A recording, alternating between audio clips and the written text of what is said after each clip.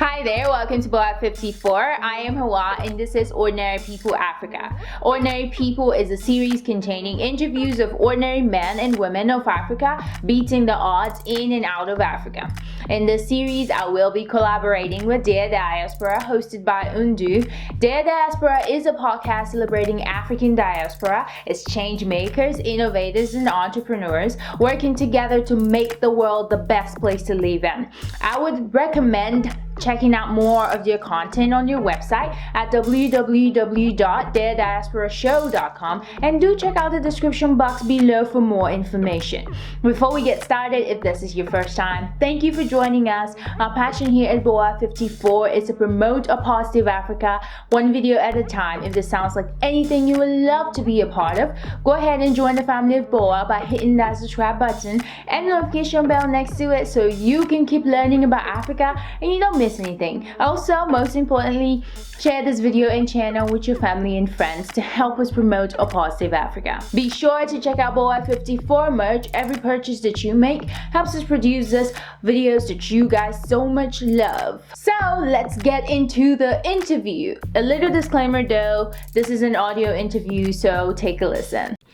And so to introduce my next guest, he is the co-founder of Clout Enterprises, a logistics company that delivers packages for Amazon Logistics. So after a successful career in the insurance industry, Luper Akough was ready for a new challenge and responded to a call for Amazon delivery partners. And so after a few rounds of interviews, he was selected and became an official Amazon delivery service partner. So he walks us through that entire journey, what it was like interviewing with Amazon, what it's like, working with them as a partner. And he also dives into what it's like running a business with a wife or with a spouse. So his co-founder is his wife, and so he gives us some tips on how to make sure you're able to maintain a healthy relationship while running a business together. So that was super helpful information. And we also dive into some of his other entrepreneurial endeavors. He also invests in real estate as a way to diversify his income. And he gets into, things like house hacking and, how he went about, buying a home at 24. So if you are curious and want to learn about how you could potentially work with Amazon or start investing in real estate, then this is the episode for you. So here is my conversation with Luper Akough. Luper, thank you so much for being a guest on Dear Diaspora. I'm so excited to chat with you. Yeah, I'm excited to be on your show here. Awesome.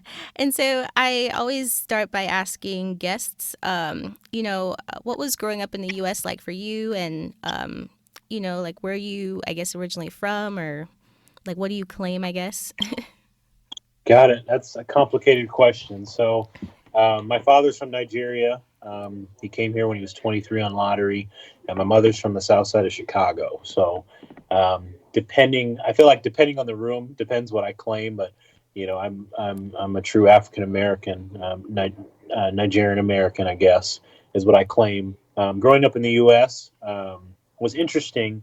Living with my father, I felt like I grew up in a Nigerian household. Everything was very traditional. So leaving home every single day, it was like walking out in the U.S. It was different customs, different culture, different expectations, which wasn't necessarily a bad thing. It was just different. Oh, wow. And so would you say your Nigerian upbringing kind of inspired your hustle and your interest in just entrepreneurship and things like that? Absolutely. I think hearing and seeing my dad's growth in the U.S. and then also hearing his past and where our family comes from and then going to visit, I think it did inspire me to want to seek more and have more and ownership being a big part of our family. Back in Nigeria, we own 1,000-acre orchard, I guess you would call it. We grow oranges and mangoes. So I think Wow. because of that ownership has always been kind of a big thing and very important to our family. Wow. I'd love to hear a little bit more about that. And like, when did you first like go back to Nigeria to visit? First time I went was in 1997. I was 7 years old, and definitely a culture shock for a lot of different reasons, air conditioning being one. Yep, Uh, I feel that. yeah. And not necessarily understanding the tribal languages. I can't really speak it that well, but I can understand it a little bit better now. But that first time going, it was very much of a struggle. Having kids my age and not necessarily being able to communicate, so there was a little bit of boredom, but there was a lot of also excitement.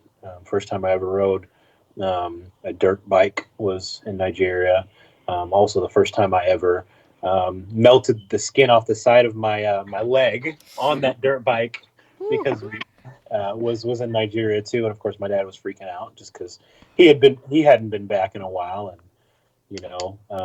not necessarily knowing the medical landscape. It ended up being okay, but you know how parents freak out over stuff like that. So Right. anyway, it was a fantastic experience. Wow. And have you been there like as an adult? I have not. The last time I went was in '05. I'm planning. Last year we were planning on going. Me and my wife. We're going to go for part of our honeymoon, but for the area that my family's from, they were in Civil War, so it just wasn't a good time to go. Things have definitely calmed down now, so we're planning on possibly going next December. We're Because of my businesses, this December is not a good time to go, but next year we're planning on making that journey. Oh, wow. And what part of Nigeria is your family from? Benue State, Okay. uh, the breadbasket of Nigeria. Mm. So, Wow. Thank you for sharing that. mhm. And so I wanted to get into more of like your entrepreneurial endeavors. So at what point did you kind of realize that entrepreneurship was the right path for you versus like standard like 9 to 5 type jobs? I think I knew super early on. I just didn't know what. So when my father got here, um, he was he was geared up with education, is the best way to put it. I mean, he came here with his bachelor's degree already. Of course, it didn't translate to a U.S. job, so he went back and got his associate's and bachelor's degree here. Had a hard time when we came to Omaha getting a job, so he decided to start his own business. So I think my inspiration was seeing my father going from, you know, finding his niche in the United States to thriving in the entrepreneurship space, and just wanting that, wanting to be like my dad, basically. So I think that was 12, 13 years old. And that's Nice. around the time when I started my first business, I would say. Looking back, it was a business. I had a lawn care business, in which I mowed neighbors' yards. I think I had, at my height, I had 20 accounts that I mowed on a weekly basis, which was a lot to handle being 12. But that was that Seriously. was that was great sneaker money. I loved it. That's so cool. Yeah. Wow. And so I want to hear about how like did you and your dad have a conversation when you decided not to follow the, going to college and getting a regular job path? Like was that an issue for you guys or was he cool with it since he was an entrepreneur like himself? He wasn't cool with that. So when I graduated high school, I was planning on being the best way to put it, a very creative engineer, an industrial designer is what they call them. And basically, I wanted to design products and how they function. And specifically, I wanted to be in the automotive industry, so I wanted to design cars. Got into the Art Institute of San Francisco, fantastic school. Um, did well in my ACT and my SAT. And got to thinking about cost, living out in that community, living in San Francisco, and I calculated how much it would cost prior to actually getting a good job, maybe working for Ford or Mercedes. Those were the big connects that you could get probably an internship after graduating that program. And I would have spent about $275,000 before I'd probably make a dime from that degree.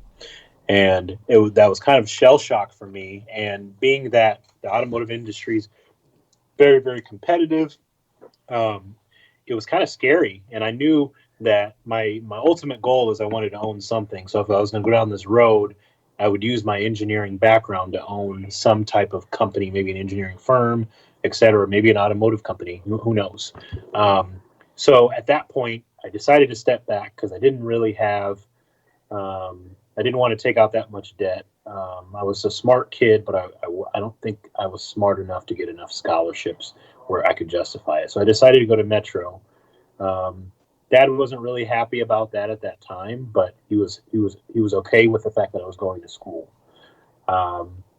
And what happened was, what happens with a lot of kids that usually go to community college, you get a good paying job and you start to go that route. So I got a job, 18 years old. I was making like $40,000 a year. I thought I was a baller. What? Yeah. Damn, that's amazing. At Yeah. 18? Yeah. Yep. And it was a sales job. I was always really, really good at sales. And, and you know, I took a semester off and it was at an insurance company. So that's how I kind of got an interest in insurance. And I kind of started to learn about, being an insurance agent and all this stuff. And went back to school during that period of time, but still kind of did this insurance route and got my license, ended up working for a State Farm agent. And I kind of decided at that point I wanted it to be my career. And I told my dad that, you know what, I think I'm going to go down this road. I'm going to learn everything I need to know about being an insurance agent. And then eventually I'm going to open up my own insurance agency. And I remember my dad being distraught and, being like the traditional Nigerian, you're an abomination to the family, and all the strong language that a lot of Nigerian traditional fathers use. And he actually didn't talk to me for about 2 months. Damn. And it was tough, but I had made the decision, and I kind of told him, I said, you'll see.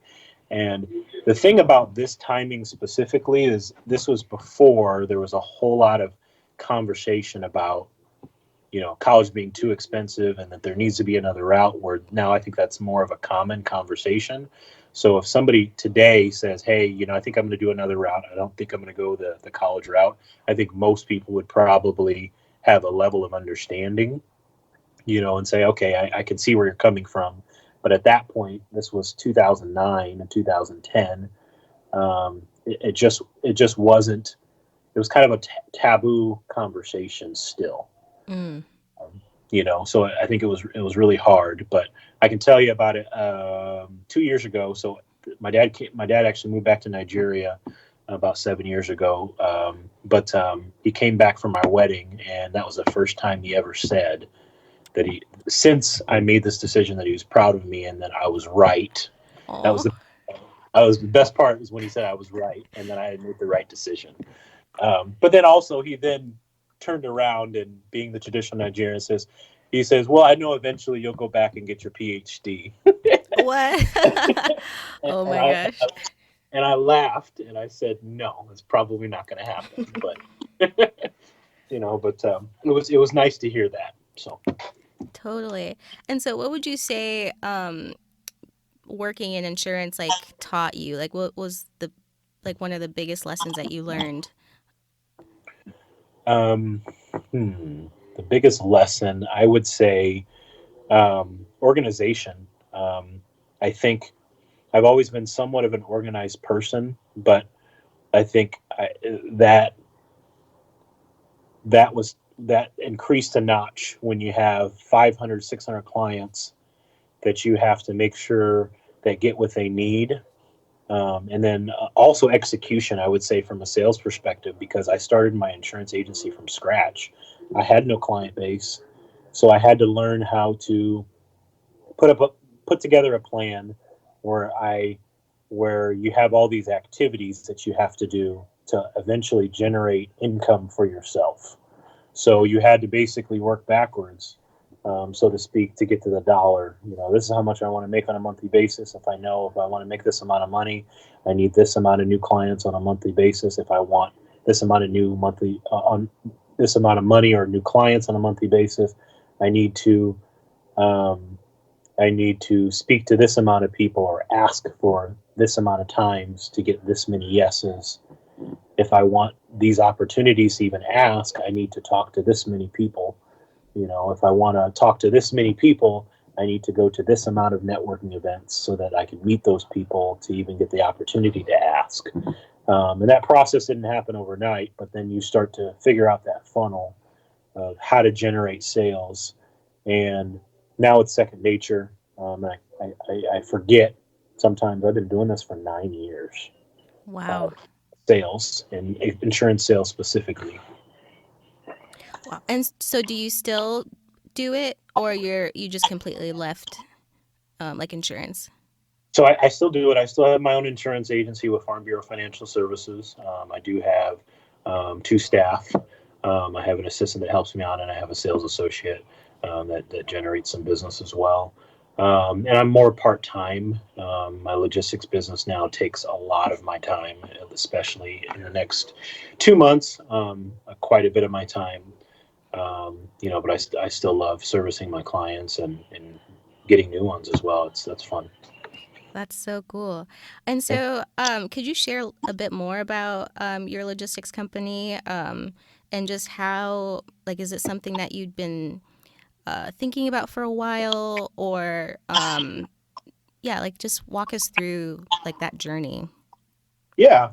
So I'm a serial entrepreneur, so I'm always looking for another opportunity to diversify my income, just for stability in general. And I think a lot of that comes from, being in, a business like insurance where you work from scratch, and, knowing that, stability is so important. So if you put all your eggs in one basket, you're not as stable as if you have 7 baskets, so to speak. You're a little bit more stable.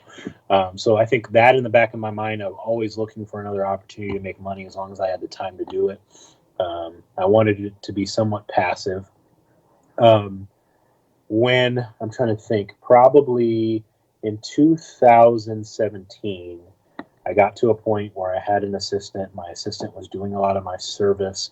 I was networking quite a bit. I was also very involved in a lot of nonprofit organizations. I was networking quite a bit, but I was still bored, and I was looking for something to do that would take up more of my time and that would challenge me. I felt like I was so unchallenged, and I was just looking for something else. And I remember actually speaking with a couple of my friends that are actually in the logistics space, talking about how, they should leave what they're doing. We should start a trucking company. We should start a trucking company. It was kind of an idea that was just thrown out there. And I'm an avid reader, and I remember, I think it was in July, Amazon had posted about how they wanted to start a logistics division, and they wanted to start delivering their own packages. And thought it was cool, and they announced the opportunity and how much you could make and how much they're requesting as far as routes for out of these contractors and everything. And I just thought it was a really good idea, but I didn't really think anything of it because it wasn't the style of trucking that I was thinking of. I wanted to do the semis, and this was cargo vans, and it just wasn't the idea of how I would enter the space. And I remember speaking with my mother-in-law and telling her about it and saying, "Hey, Amazon's doing this trucking business," just making conversation, because Amazon's just a fun company to talk about. And she kind of took that information. We talked about it for a little bit. And then she went home and did her own research, read some of those same websites that I read, and gave me a call and said, "Lupe, if you're not going to do it, I'm going to do it." So we decided we were both going to apply. This had been in July of 18. And my mother-in-law is probably going to hate that I'm going to say this, but I'm going to say it anyway. she got denied within 24 hours. I had told some other people they had gotten denied within weeks of Wow. applying, and I still hadn't heard anything. So I was shocked because my mother-in-law actually has more business experience than I have. She's better. She's more well off than I am. So I was actually surprised that she got declined and I was still in the running. I think they had sent me a couple emails when I first submitted my application saying, hey, we should give you an answer in 2 to 4 weeks. I followed up in 4 weeks and they said, oh, it'll be 8 to 12 weeks follow up.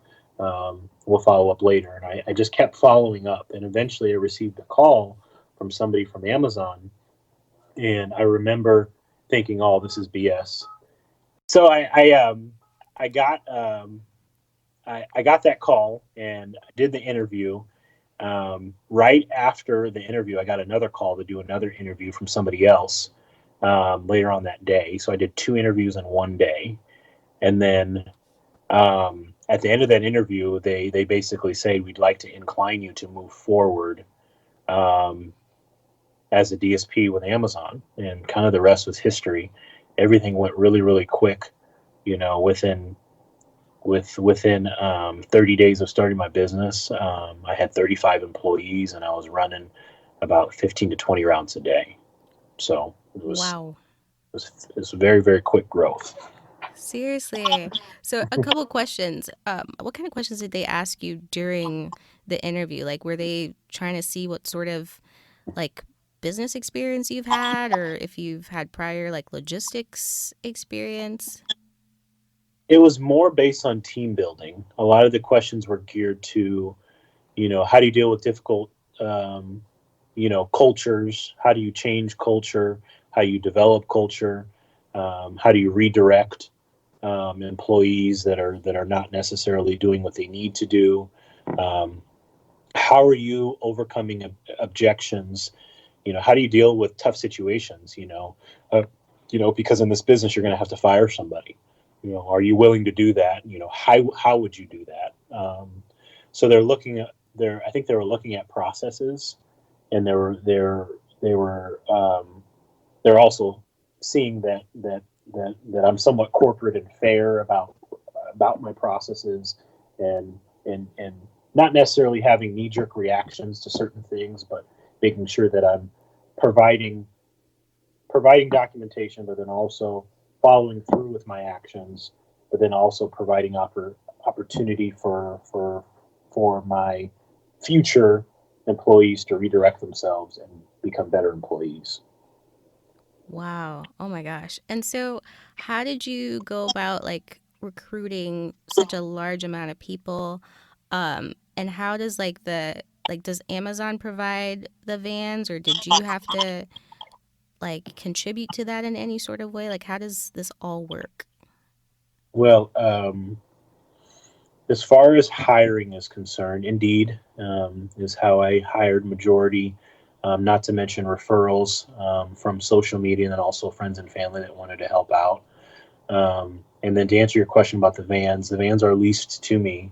So technically, my company owns those vans. They're outfitted by a fleet company that outfits them to look like Amazon branded vans for us. So it's kind of the coolest plug and play franchise program that I've ever seen. I don't know if they actually call it a partnership, not a franchise, but they're very similar in nature. So cool.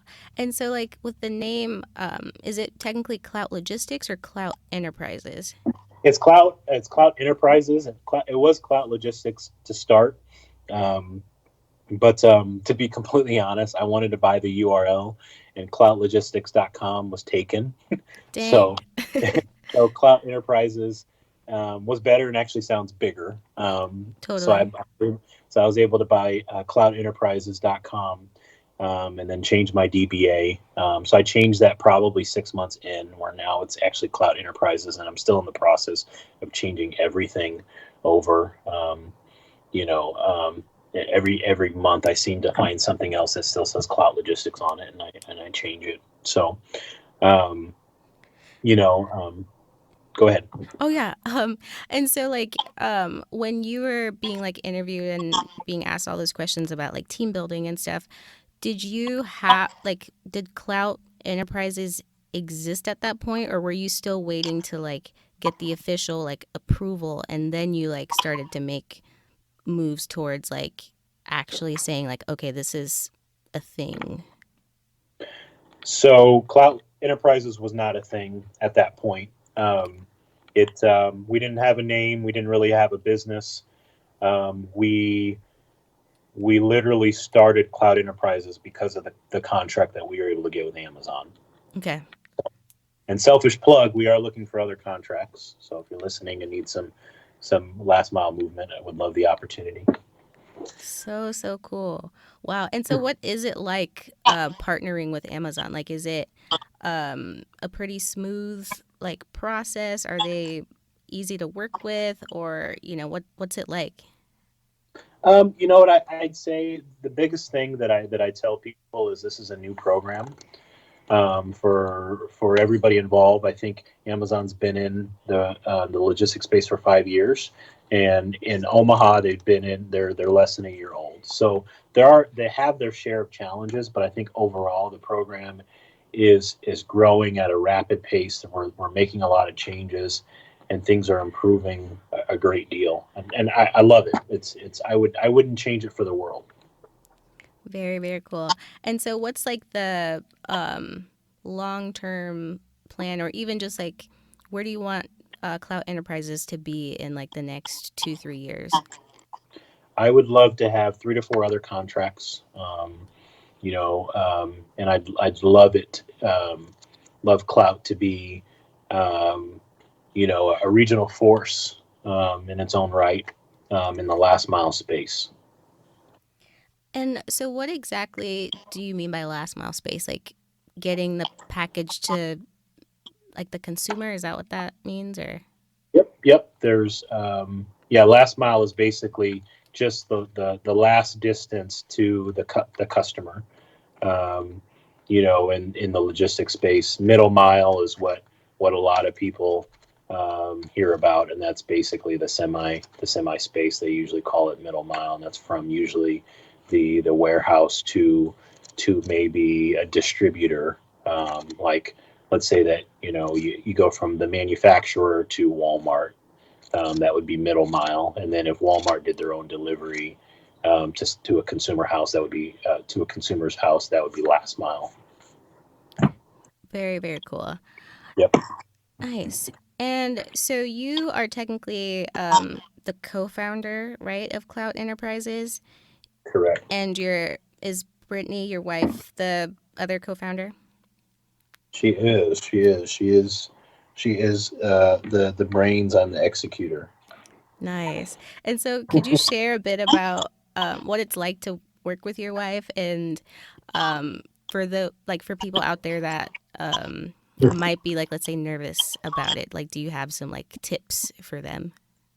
Well, be candid with you. It has its share of challenge. She get on my nerves, but no. But I'd say most of it's good. Most of it's good. We've been together for we've known each other for 12 years. We've been together for 10 years. We've been married for 2. And so I think that we've evolved together as people. So we think a lot alike, um, and because of that, there's very few disagreements that we have on business. And a lot of times, if we do have disagreements, it's usually because my wife wants to give the world away, and she forgets that we're running a business as well. So we have to balance that line of, I'm the super conservative, and she wants to give all our employees everything that they've ever wanted. If we could pay our drivers $80,000 a year, she would. Oh my Um, God. and there, at the same time, there's a bottom line. So that's probably our biggest thing that we struggle with, but we always come to a common ground. And I think it's a good mixture. Good cop, bad cop type of things. And it's kind of funny to watch our employees when they want something. It's kind of like that parent role. They know who to ask to get what they want, and it's usually not me.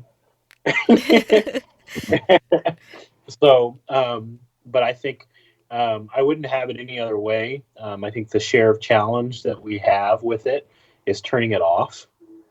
Since we work together and then coming home, it's very easy to then be sitting at the table and talking about it and then watching Netflix, and now we're still talking about work.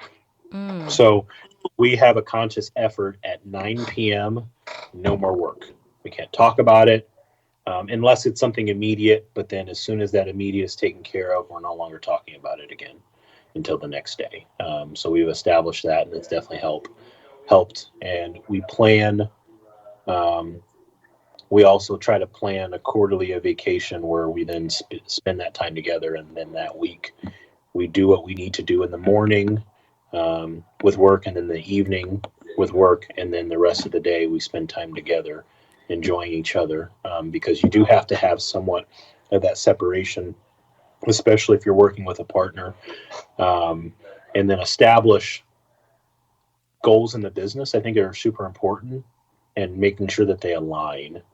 And I think especially with a business like this, where it has totally transformed our life from a financial standpoint, we have to be on the same page on what we're doing with this money. So I think we always have been. So I think that hasn't been a struggle, but I can see it being a struggle for some people. Wow, thank you for sharing that. Yeah. And so, do you see yourself sticking with the logistics for a while, or are there any other sort of like businesses or opportunities that are like interesting you right now? Well, me and the wife are in real estate, and that's something that we enjoy a lot. We'd love to expand our real estate business. We own a commercial property. We've done some flips in the past. We've done some Airbnbs. So we're actually currently actively looking for commercial building, and we'd love to do like a bigger scale Airbnb, maybe buy an old commercial building that could be mixed use, doing 4 to 5 units above that are Airbnbs, and maybe a commercial space on the main floor or something like that. Is another opportunity. We're looking for more passive income opportunities. Our goal is we'd like to have 3 really strong passive income earning opportunities, probably in the next couple of years, and that real estate would be the next opportunity. And I think because of real estate being adjacent to property management, we'll probably couple that with our real estate business as well. Dang, that is so cool. And that wraps it up. Thank you so much for listening in today, and thank you, Undu, for an amazing interview. We look forward to the next episode. If there's a topic you'd like us to cover next, please leave that in the comment section below and let us know. Don't forget to follow Boa54 on Facebook and Instagram, and share this video and channel with your family and friends. Also, hit that subscribe button if you haven't already, and the notification bell next to it so you can keep learning about Africa and you don't miss anything. And if you just subscribed, welcome to the family, and see you guys in the next video.